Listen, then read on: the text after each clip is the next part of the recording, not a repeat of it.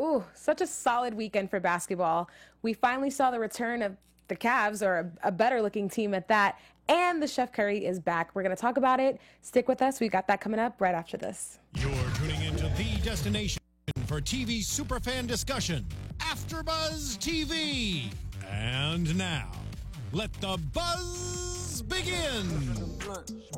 I get the skirt when I want. I get the skirt when I want.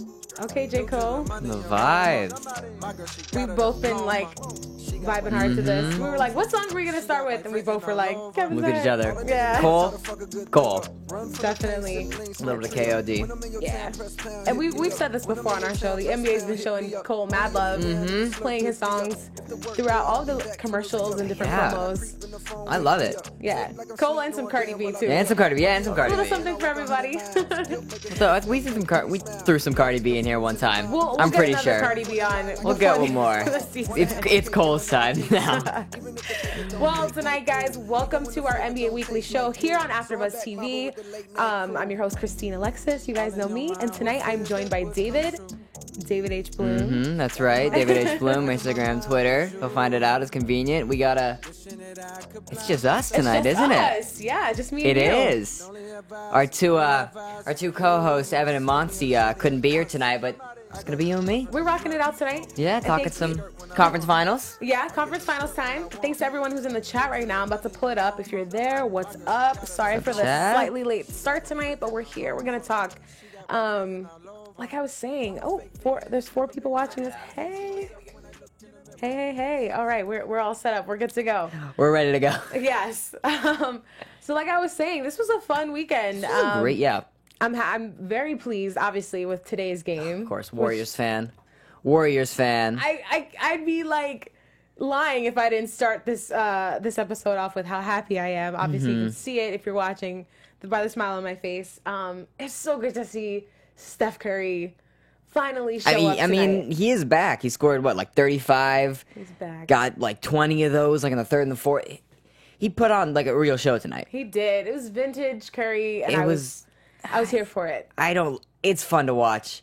I'm a Clippers fan, and I just can't wholeheartedly support the Warriors, but it's fun to watch. Curry's just a fun player to watch. The way he can get around, screens and players, and just... There was this one play a couple years ago where he was playing against the Clippers, and I know this play in my memory. 1, because it's kind of scarred in there, and 2, because the Clippers were wearing their old light blue jerseys. I know this play. She knows this play. If anyone remembers those jerseys, you're a Clippers fan, you were a real one. Those were some. I have one. I got my Blake one. We won't talk about that. But he takes it. He dribbles through Spencer Hawes and CP. He's dribbling through now. Yeah. And hits this turnaround, top of the key 3. That's when you knew, watching a Clippers-Warriors game, watching an anyone Warriors games, that Steph Curry was just going to take your heart right out of your chest. Yeah, and Steph's always due for a good game like that, and we finally got one from him today. But let's shift gears and talk about this. No, we're gonna talk about the Rockets. We're gonna talk about this Rockets Warriors game first, because I think we have to. It was tonight. The Rockets took an outstanding win. What was it? 126-85. 126-85. It was a huge blowout win. Were you expecting this blowout for Game 3 with them coming back home to Oracle after stealing one on the road? What were your expectations going into it? Because I saw this coming. I want to say that I saw this coming, but I had a little bit more faith in the Rockets after that last showing. I mean, I know it's Oracle. Hell, I've been there. It's a crazy... I've been there for a playoff game a couple years ago. The intensity in that stadium, it's like a whole nother world. I highly recommend it. If you can get the money to go sit up way in the nosebleeds at Oracle, then please do. But I expected, because the last game, Harden showed up, Eric Gordon showed up, CP showed up. I was expecting something like that. I mean, CP had the lockdown on Curry, Clay wasn't doing much, even KD wasn't doing much. But I mean, he did enough, but it wasn't enough, Right. And then. The game, to me, I expected a big win from the Warriors. I didn't expect it to be a 41-point win, but I did expect them to come out with Oracle behind them, Steph being due for a good game after shooting, so poorly these last few. I was like, there's so many elements kind of coming to a head here. We have to see a good game from the Warriors, and they have to defend their home court. So I expected a good win, but I mean, in the beginning of the game, it was relatively close at It first. was close. It was around the 20-point marker in like the first, second quarters. It was a close game, and then slowly you just saw it. The Warriors would go up by 10. The Rockets would try to close back. They'd go up by just a little bit more. They'd be up by like 15. Then all you know, they're up by 20. Right. I mean, they closed it out. You said at the half, they closed it out. Earlier you said they came relatively single digits. Yeah. Close to there. But then eventually in the third and fourth quarter, I mean, Curry, we just lit up and just took that team. They just took that lead and they ran. Right. And they ran. That is a huge. They ran. They ran away with it. Well, that's what we're accustomed to seeing from the Warriors in the third quarter. But even before getting to that point, it was like, for as bad as the Rockets were playing, they had 5 early turnovers. The Warriors were picking their pocket on almost every other play, getting steals and points off of turnovers.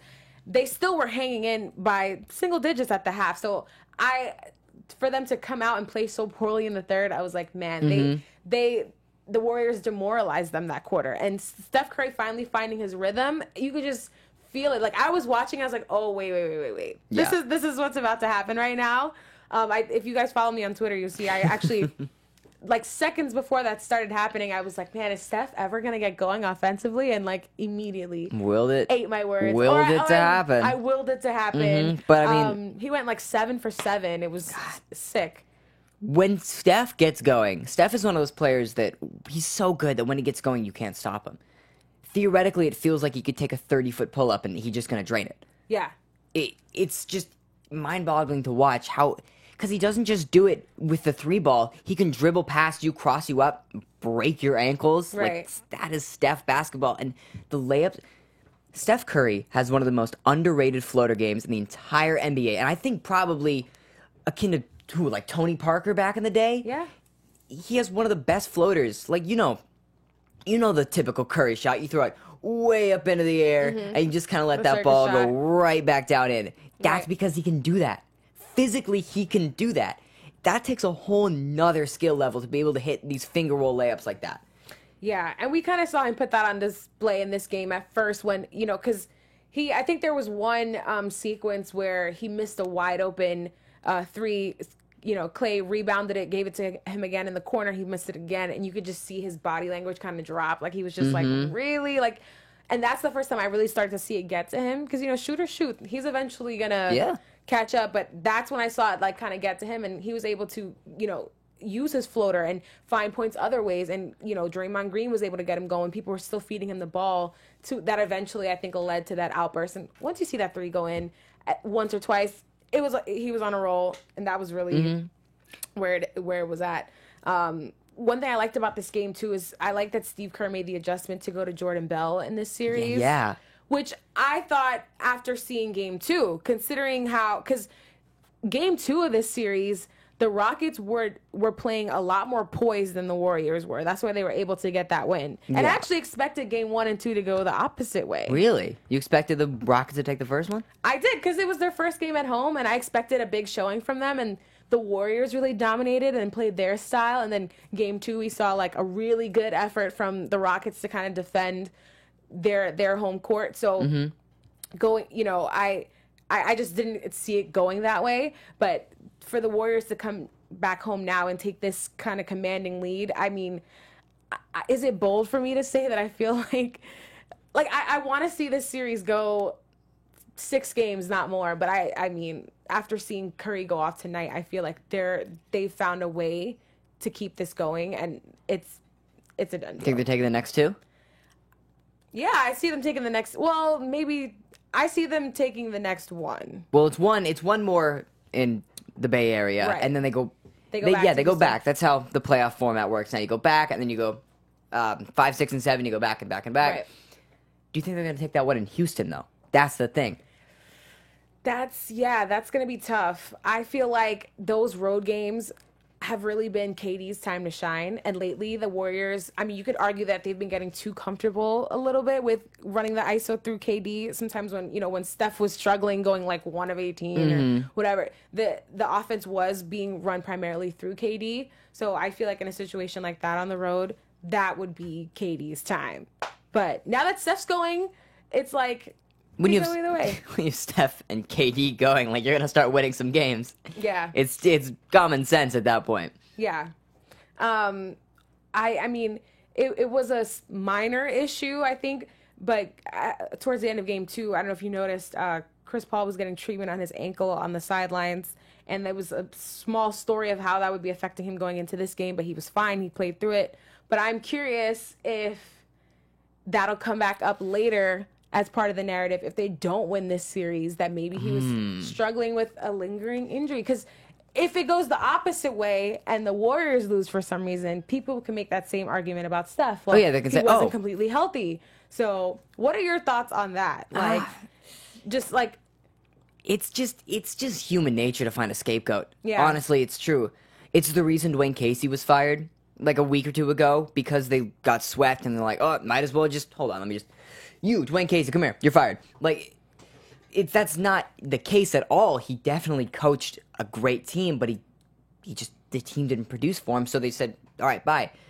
Okay, that's harsh, but when the Rockets lose this series, I'm pretty sure they're probably going to turn to say, oh, Chris Paul's ankle, and they're going to turn the blame not onto him, but they're going to find an excuse for they lost, and they're going to use, like, his ankle almost as, like, a scapegoat. Like, that's where they're putting all the blame. Even more than just his ankle. I mean, James Harden as well, the face of this team, leading candidate for MVP this year. I mean, what does this do for his legacy and his, like, clout in the NBA if they fall in this series? Because, Russell Westbrook won, we were talking about this, won the MVP over him, and I feel like a lot of people feel like this is his year to win it finally, after being snubbed 2 other times before. So for him to, possibly win it at the end of this season and then lose to the Warriors, do you think, like how does that affect? Yeah, I mean, I don't think it affects it a lot, really, because think about it. He had a great amazing, just an amazing. I can't even put it into words how great of an ISO player he is and how great of a regular season he had. I mean, he took this Rockets team that they work as a unit so well. And I think D'Antoni coaches them amazingly with their offense. Yeah. But it's Harden, it's Chris Paul, who also, you thought at the beginning of the season they'd have that fight for, like, oh, who'd get the ball, who'd be the primary ball handler. And then you got guys like Eric Gordon. I mean, he's showing up. Clint Capella a couple of years ago wasn't much. Like PJ Tucker, Trevor Ariza. Not a lot of guys who can really be, like, if you look at the Warriors and who they have and compare it, this shouldn't be a team that's doing as good as the Rockets are doing, but it's because of, and I'm never going to count out Chris Paul, but really, it's because of James Harden and what he's done with this team. He doesn't have to bring them to the finals. He's brought them far enough for him to have an MVP season. Interesting. Well, because this team was constructed with the one goal of beating the Warriors, and, Chris Paul said it in an interview I was watching earlier today as well. He's like, if you're not trying to beat the Warriors, then who are you trying to beat? Because they're the world champs. They're the standard to beat right now. But I wonder what could be next for this team if after putting all these pieces together to beat the Warriors and they fail, is it something that we see for the next few seasons to come, like this being a new rivalry within the West and something, or do we... No, I could see it. Yeah. It just depends what the Rockets do. It depends if they try to go get better. I mean, it's kind of hard. Everyone's looking at this as like its own like final series. Yes, You know what I mean? But it feels like its own final series. It does. I mean, unless it's another this Cavs team. We'll get into it in a bit, but this Cavs team is not getting past this Warriors team if that happens. But I agree. This seems like its own finals, and everyone thought this Rockets team would be able to compete, and I definitely think they still can compete.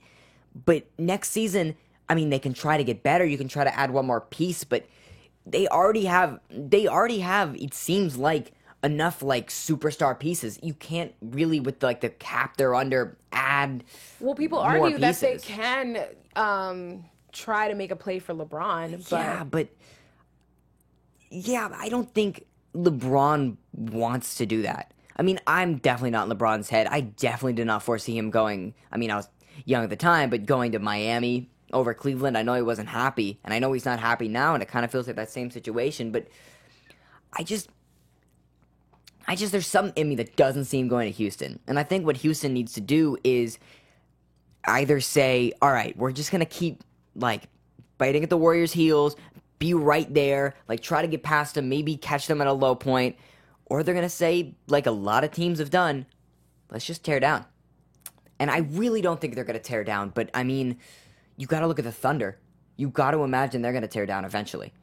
Yeah, I'm really curious to see what moves are made in the offseason for the Thunder because they kind of collapsed in this postseason, but Failed experiment. That's later. Failed experiment. Well, going into Game 4, like I said, I predict another big win for the Warriors. Me too. I see them tightening up on what worked this game, and now that Curry's going, finding ways to keep him open and give him space to make shots and just keep Me fueling too. his offense. It doesn't make sense to say that the Rockets will win another game in the Bay Area. I mean, they're not. They're not going to take another one in Oakland. It's just too hard of a home court. I mean, they have before, and they did on the opener. So yeah, but I mean, the playoff home court advantage for the Warriors is it really shows why home court is so important in the playoffs, right? And especially there, it's one of the loudest NBA stadiums I think this year. In the last couple of years, it's really a great atmosphere, especially if you're rooting for the home team. Yeah, and like most of the fans are. It's how sports work, but they just have. It's just too much. I mean, I think the Rockets could possibly take another one or. Well, 2 at home would mean they win the series. They could probably take another one at home, but this next game's going to the Warriors. I'm going to say it right now. And if the Rockets prove me wrong, Chris Paul's proved me wrong before, so go ahead and do it again. All right, well, before we start talking about this Cavs-Celtics series, I do want to take a minute out to talk to you guys about our AfterBuzz TV founder, Maria Menounos. Let 'em hear it. I love her. Maria Menounos' podcast called Conversations with Maria Menounos. It drops every Friday on iTunes, and it features celebrity and influencer guests along with secrets and tips on how to be better in all aspects of life, from health and wellness to career and relationships, finances, and everything in between. Maria is your go-to gal. Just go to iTunes and subscribe to Conversations with Maria Menounos. It's free. Be sure to rate and comment. And when you do, let her know that the NBA Weekly Squad sent you. She'll be happy to know that you guys are listening from this channel. So be sure to check it out, rate it, like it, subscribe. Conversations with Maria Menounos, podcast edition. Check it out. Check it out. Yeah, for sure. But let's check out this Cavs-Celtics game. Really, Game 2 and Game 3. We're kind of comparing the two.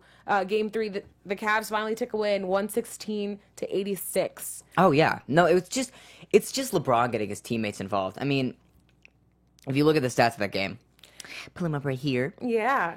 On most of the starters on Cleveland, they didn't score a lot, but they were all in double figures. They were all scoring double-digit points, and when that happens, LeBron dropped, like 27? When that happens, it's LeBron getting his teammates involved. And when he can actually get production out of his team, because you know it's him. You know it's him getting his teammates involved. He runs that team. He's a great passer as Don't well. tell me you're going to have an argument with Evan when he comes back next week that LeBron doesn't run that team. He runs that team.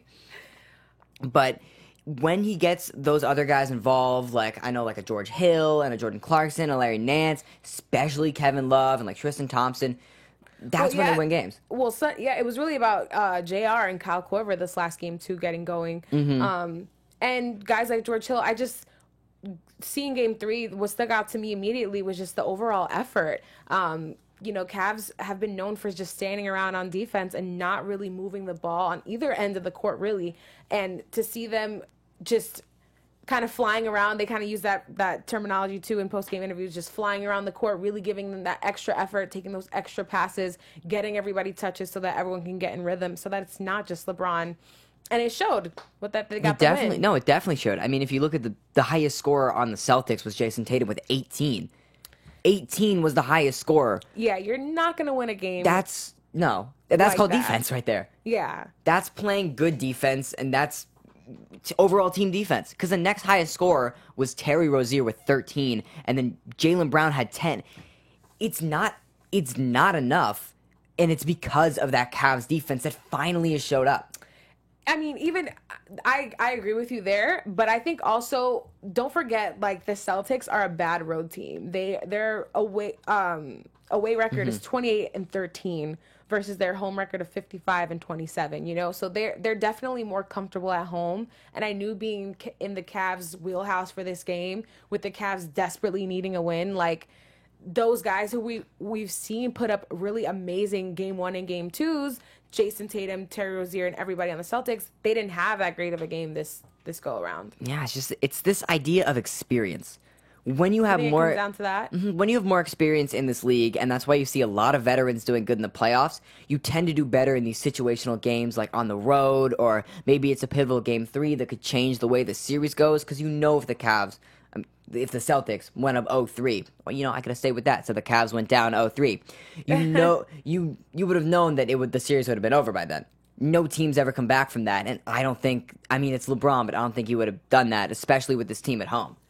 Okay, well, let me ask you something about this series in general. Go for it. Now that they've gotten a win, we already said it before the show that I was saying Cavs in 7. I think we kind of agreed. Mm-hmm. If for some reason they don't come out of the East, do you think it's a bigger knock on LeBron's legacy that he didn't even make it to the finals this year versus if he does make it and lose to the Warriors again? It's so hard to say because all this LeBron legacy nonsense about he's not going to make it to the finals this year, that could really hurt him. Look, LeBron James has made it to the finals, the last 1,500 years? He's been there playing teams like the Spurs, the Mavericks, the Warriors. That's it, right? Spurs, Mavericks, Warriors? Yeah. Yeah, there we go. It's been Spurs.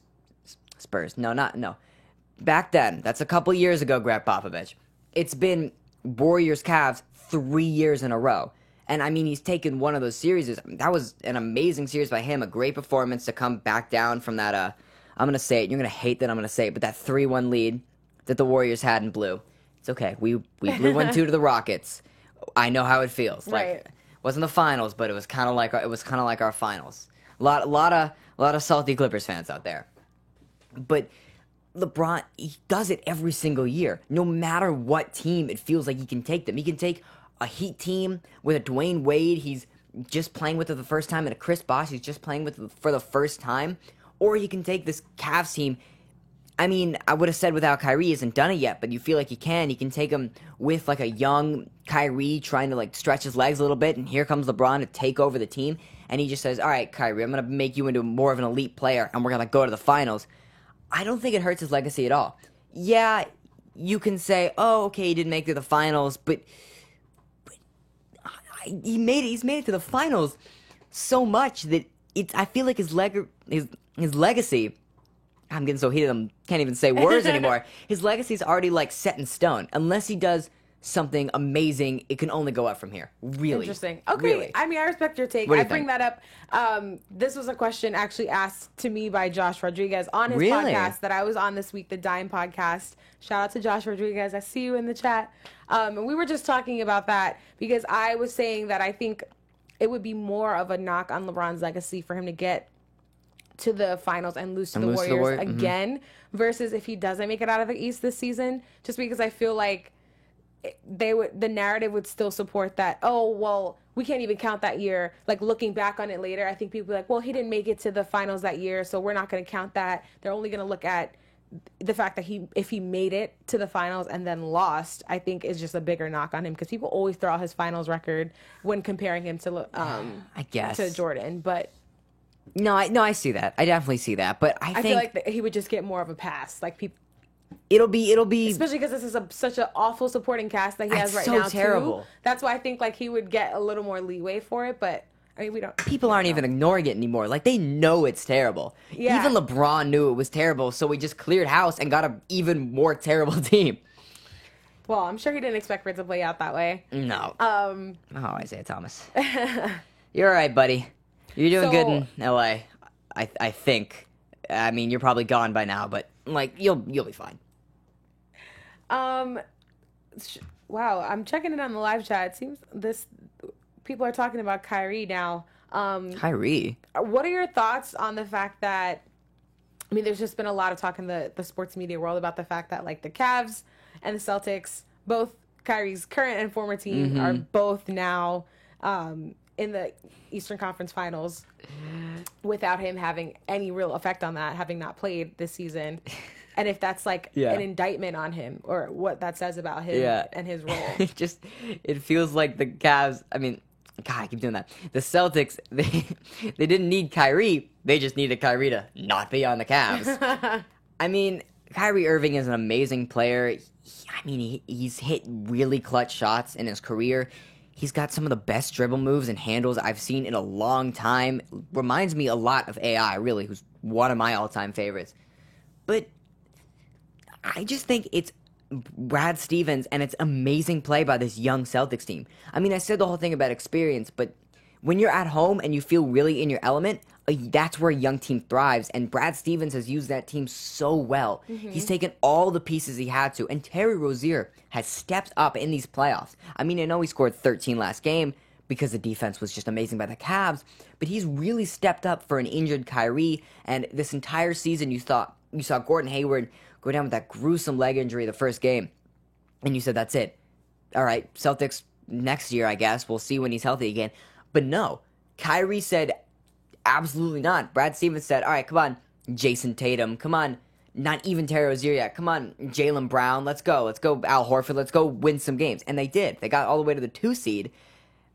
I think Kyrie's important, but it does actually show a lot about him, how the Cavs are doing now. I mean, they're still back in the Eastern Conference Finals without him, and how the Celtics are leading the Eastern Conference Finals without him. I mean, he's a great player, but you're right, he doesn't seem as needed as people think. Yeah, I mean, I'm very curious to see a Celtics team next year with Kyrie Irving and Gordon Hayward back and all the players who stuck out this year.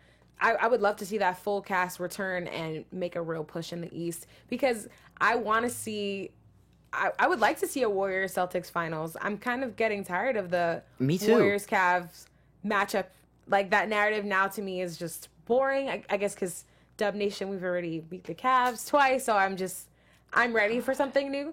I'm curious to see how the NBA shakes itself up every year, and it gets more and more interesting. So there could be a whole different team next year that stands out and makes a push, but for the foreseeable future, I mean, I see the Warriors dominating the NBA for the next few years. Oh, me too. And that's a whole nother debate with teams, but I'd like to see the Celtics get in, honestly, because every year, and it gives ammo to the people who are like, oh, the NBA is not entertaining anymore or anything. You say, oh, well, it's the Cavs and the Warriors every single season. And we're like, Right. Yeah, we know. We're trying to stop it. We can't. LeBron James and Steph Curry and KD are just too good.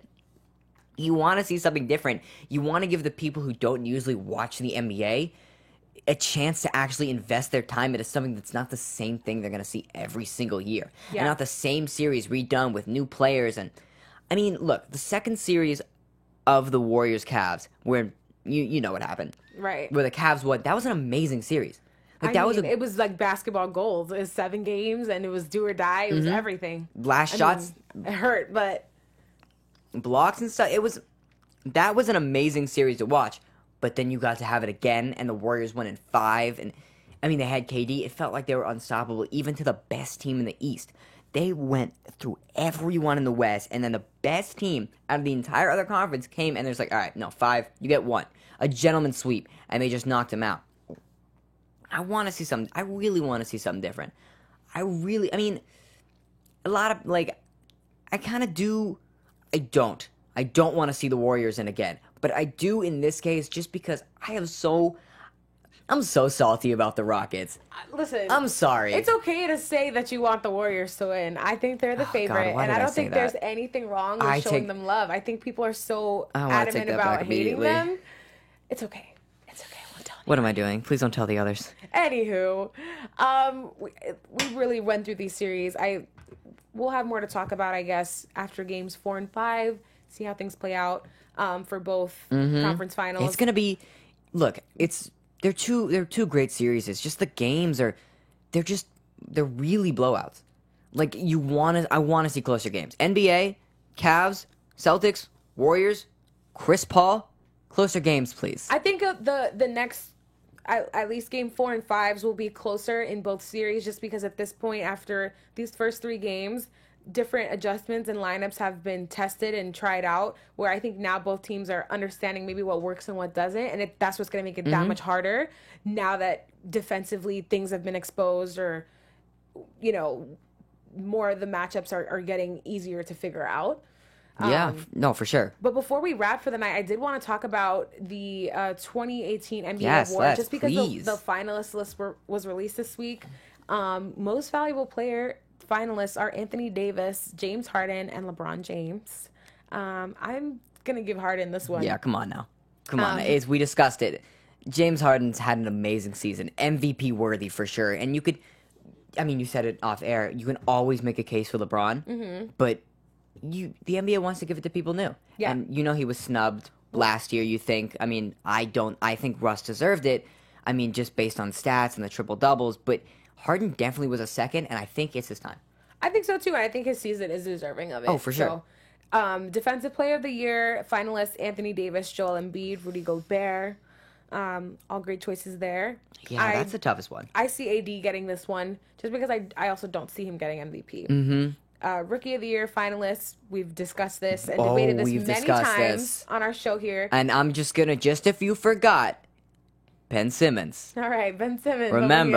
Remember, Ben Simmons. I'm Team Donovan Mitchell, and the third finalist is Jason Tatum, who we've spoken a lot about tonight on the Boston Celtics. I'm very glad that he's getting some recognition because he also is having an amazing rookie season, and he's almost leading the Celtics. It feels like he's leading the Celtics team in these playoffs, but if you're going up against Ben Simmons and Donovan Mitchell, you're not. It's just he's wrong. Any other year, he could have had the Rookie of the Year, but just not this year. Sorry. Well, he also eliminated Ben Simmons, so exactly. And he's the last rookie standing in either conference series, so that's something to be said about there. He's had his shine, I guess, later in the playoffs. Sixth Man of the Year candidates: Eric Gordon, Fred VanVleet, Lou Will. I think you're very aware of who I'm about to say. I think I am. Come on, but now. I'm gonna let you drop it because I Come know on now. you rock with Clipper Nation. Come on now. Multiple 40-point games off of the bench, coming from a legacy of a team that had Jamal Crawford as their sixth man, winning the same award, coming into a team that just lost Chris Paul. Lou Williams, sweet Lou. If he gets snubbed again, because just if you're not aware, he was snubbed in the All-Star game 1, 2, 3. I want to say about 4 to 1 million times. So if he gets snubbed, I'm gonna be hurt. So it's I know you're gonna be hurt, but to be honest, love to Eric Gordon, but I see Eric Gordon getting it just because of the team, or him because of the team. Just because of how far they've gone and his continued role for the Rockets. I think carrying them into this postseason, being a part of that run. The Raptors and the Clippers are not. I could see it.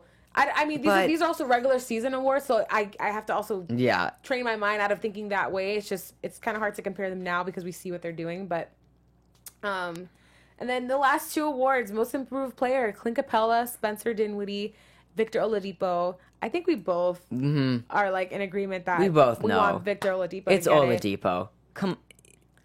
It's so obvious at this point. This is more obvious. A huge case could be made for Clint Capella too, but. Even Spencer Dinwiddie. Yeah. I think he deserves a lot of respect for what he did. He's on the Nets, but what he did this season, he went to the skills competition. He actually did good in it. Did he win? I want to feel like he won. So. No, yeah, he did. Spencer Dinwiddie, good for you. But he's just had an amazing season, and so has Capella. But Victor, who expected that? I think the reason he's going to win is because no one expected Victor Oladipo to do what he did. All right, and then Coach of the Year: Dwayne Casey, Quinn Snyder, Brad Stevens. Every one of these is just so. The irony that Dwayne Casey is not even a coach anymore. I want to see him win it just because he's not a coach. But it's. You want to tell him? You want to tell him who it's going to be? Brad Stevens. Yes, yeah. For Evan, a huge Brad. He loves Brad Stevens. Yeah. I think everyone in the sports media world loves Brad Stevens right now. So, I think he's just so underrated as a coach that people now are starting to realize what he did with that Celtics team, who traded away really, if you think about it, it was a great trade for their future, but they traded away everyone. They lost their coach. They were pretty much down and out, and Brad Stevens came, and now they're in the Eastern Conference Finals without two of their best players. he's just he reminds me of Pop so much. He Yeah, really does. in a lot of ways. And if someone reminds me of Pop, then they deserve Coach of the Year. Let me tell you. Yeah, I agree. But we have to wait until June 25th, I believe. Yeah, after the Warriors are crowned champions, then we can. After the postseason is over, to get these the results of these awards. And I actually hosted that awards show special last year. And I hope to be doing it again this year. Yeah. Or we'll both be there talking about it, and hopefully you guys will be there to talk about it with us when that time comes. Shout out to the live chat. Sorry I couldn't keep up with you guys. There was some draft lottery talk going on there. Maybe we can talk about that next week. Next week we'll get into the lottery. We'll talk about how that ended up, and if Phoenix, certain teams should Doncic. trade their picks. Yeah, there was a lot of talk about that. We'll get into it next week. Don't worry. We will definitely get into it. But as for this week, that's it. Thanks for hanging with us, guys. Until next week, you guys can find me everywhere on social media at Christine Bean. Where can they find you? Yeah, you can find me at David H. Bloom on Instagram and Twitter. Now, don't forget about the EuroLeague champion and the MVP, Luka Doncic. First pick. I'm calling it right here, right now. All right, guys. See you next week. See you later. From executive producers Maria Menounos, Kevin Undergaro, Phil Svitek, and the entire AfterBuzz TV staff, we would like to thank you for listening to the AfterBuzz TV network. To watch or listen to other after shows and post comments or questions, be sure to visit AfterBuzzTV.com. I'm Sir Richard Wentworth, and this has been a presentation of AfterBuzz TV. Buzz you later. The views expressed herein are those of the hosts only and do not necessarily reflect the views of AfterBuzz TV or its owners or principals.